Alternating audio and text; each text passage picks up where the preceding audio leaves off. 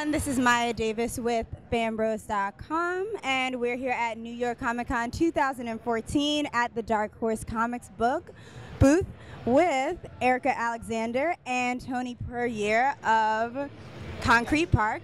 And we're here to discuss their first issue and what's coming up next for them. So thank you for being here. My first question is, I read issue 1, and my immediate reaction was, wow, this is so vibrant.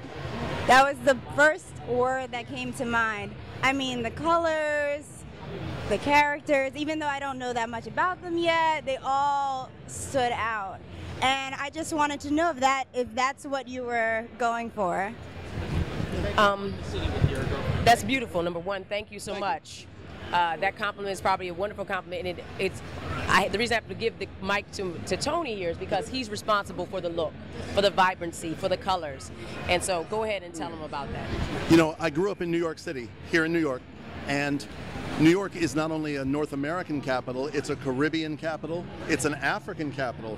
You know, there's more folks from Iran living here in New York than there are living in Iran. You know what I'm saying? New York is a world capital, and it has that color and vibrancy of the Caribbean, of all the languages that are spoken. I grew up riding the 7 train, where anybody knows about the 7 train, you can hear every language on earth on the 7 train. We tried to capture some of that feeling in Concrete Park, so I'm glad if it came across to you like that. Yeah.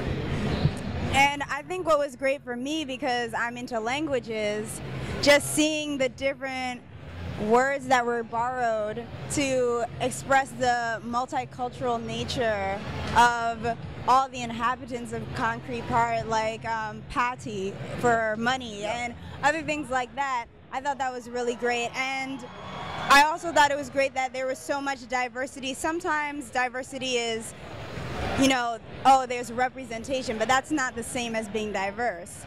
And so I just wanted to know, what was the impetus for making such an abundance of diversity? Like, was that something that you put at the top of your list?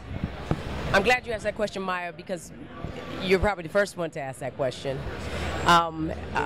It's a good question.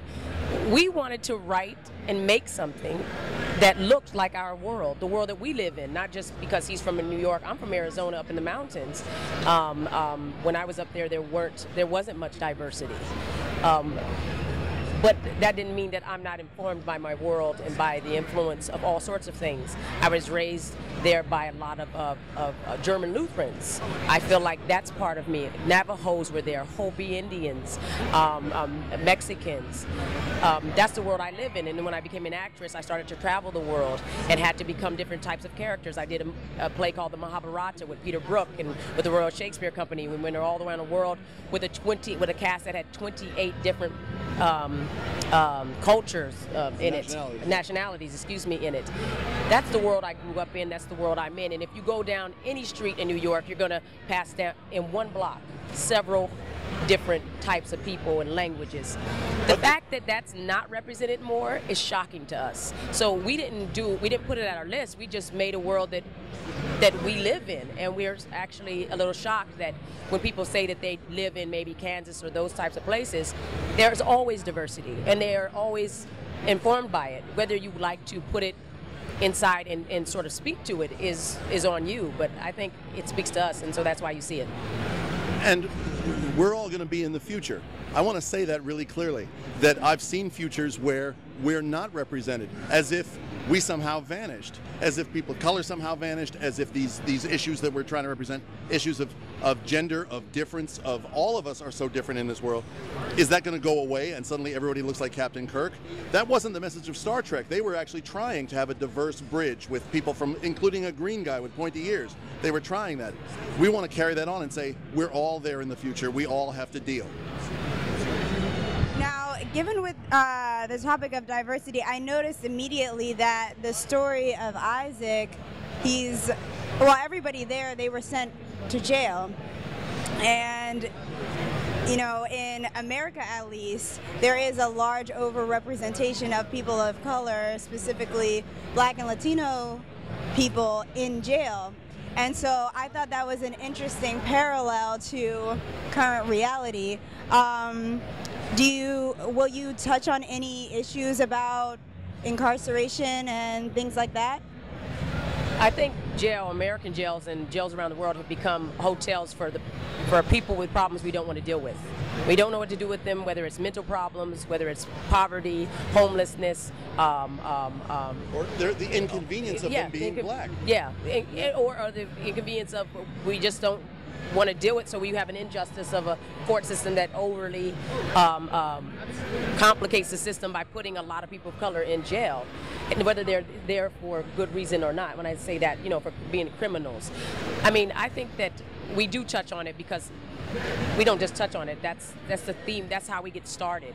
One of the things we want to talk about, because we're very political ourselves, is the fact that we have a world that has just too many jails in it, and the people in it are black and poor people, and you don't have to be black and or brown to get there. You can be poor and be in jails. So that's where we start our lead character Isaac off. He's in a world that we know very well.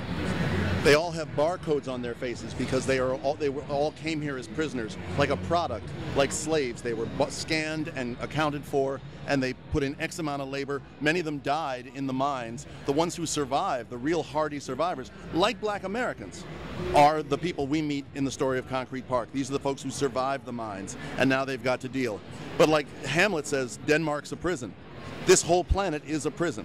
They're all exiles. They're never going home. So in this pressure cooker, they have to deal with one another. Are they going to just reproduce violence and hatred from Earth, or are they going to make something new and different? That's the whole question in this pressure cooker, or this jail of Concrete Park. It's an interesting thing about jails, or even the military. If you're not in jail, a lot of times, or haven't gone to jail, they'll say, go to the military. Like, again, that's your option. Maybe you can't go to college, you have to go to military. We'll militarize you. So what? You can be cannon fodder for our wars and for wars that you fight. There's another way. It's a lot of ways to be sent up to the planet that they're on. They're not just all so-called criminals, but whatever they are, they were not useful in the place that they were, so they're exiles, and that's important. Yeah, the themes of this book, I think, are so strong and so important, especially in just current events that have been happening recently. I think what you're doing is great. And as for both of your backgrounds, I know that a lot of people know you from Living Single. And Tony, people might not know your background as much. Can you talk a little bit more about yourself? Sure thing. Thank you. I'm from here in New York City. I went to school at Brown up in Rhode Island, where I learned how to be a chef. Being a chef led me into showbiz. It's crazy, but that's what happened. I won some awards as a chef. I ended up being a screenwriter. I've been a screenwriter for more than 20 years. I wrote that Arnold Schwarzenegger picture, Eraser. I've written pictures for Mel Gibson and Oliver Stone and Will Smith. And it was in the desire to sell an original idea that I sort of got on board with Erika, and we should mention her brother Robert, who came up with this title, Concrete Park. We were all sitting around jamming, and these ideas were just flowing fast and furious. And as a screenwriter, I said, this is a great original idea. Let's wrap our heads around this, and let's make it our life project. We didn't know it would take us several years to bring this to fruition. We found a great publisher in Dark Horse. So here I am, I'm a screenwriter. I taught myself how to draw sort of later in life, and we're together making this book. And then also for you, Erika, many people, they know you're an actress, but they might not know that you have this type of creativity, and also may not know that you're into comic culture. I find that a lot of people just don't really think automatically black people and geekdom. So how did you, what was your story? Did you grow up looking at comics? What was going on? I did not grow up looking at comics too much. My family, we didn't have that much money, and frankly, it becomes a matter of if every little dime is spent, the last thing you're going to do is probably buy a comic. My mother bought us books, but not necessarily comics. But every now and then my father would buy a Thor comic or an Archie comic. But I can't say I was surrounded by them at all. I happened to marry somebody who was a blurred, a geek, and all that you want to talk about. But even so, we wrote screenplays, and it never came up. I think what happened was we wanted to tell this story so badly that after going around and not finding a place for it, Tony, he volunteered to draw it, and that's not his background to draw comic books. He's a screenwriter. And at the time I thought, well, why not? I mean, people ask, well, why did you come to comics? I said, well, to us, telling a story, you use whatever medium you can, and you go where you're invited, and you kick down doors where you're not. And since he was going to draw it, and Mike Richardson, you know, bless him, at Dark Horse, they decided to publish it and give us this platform. We were going to try to do the best comic we could, but we don't see that as being any different than trying to do the best film we could do, or the best novel we could do, or the best web series. I mean, this happens to tell pictures in panels and with dialogue, but in a different way. And there is a different type of storytelling to it, but to us, who we think we're artists, we'd be able to learn and hopefully learn the skills that we needed to bring it the story here. So to me, this is just an extension of me being creative and being an artist and trying something on. Whether it's good or bad, the audience can decide what it is, but we tried our best to make the best comic we could because we were trying to tell a story, and we're storytellers ultimately. Okay, great.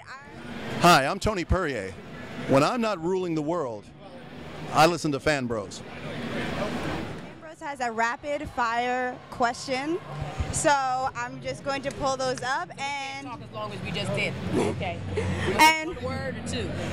Well, there are a couple either/or questions, and then there's a couple questions where you just have to think of something. Okay? Are you guys ready? Yeah. All right. Black Panther or Power Man? Black Panther. Falcon or War Machine? Falcon. War Machine. Magneto or Professor X? Magneto. Professor X. Martin or The Cosby Show? Cosby Show. Cosby Show. Sorry. Nino Brown or Scarface? Scarface. Scarface. Star Wars or Star Trek? Star Trek. Star Wars. Sorry, that was hard. It's okay. And who would you cosplay as? Oh my gosh. Oh my goodness. Goldfinger, because I can spray my finger gold and be done. Batgirl. All right. Any one superpower? Ooh. Invisibility. No, black people already have that. Hold on. No. Hold on. The power to read minds. Superman's powers, because there's so many of them. You kind of cheated on that one, but I'm gonna let that slide. Yeah. Well, you know what? It's been great chatting with both of you. Thank you so much for your time. Once again, Concrete Park, it's out now. Thank you so much. Hi, my name is Erika Alexander, and when I'm not eating tamales, I listen to FanBros.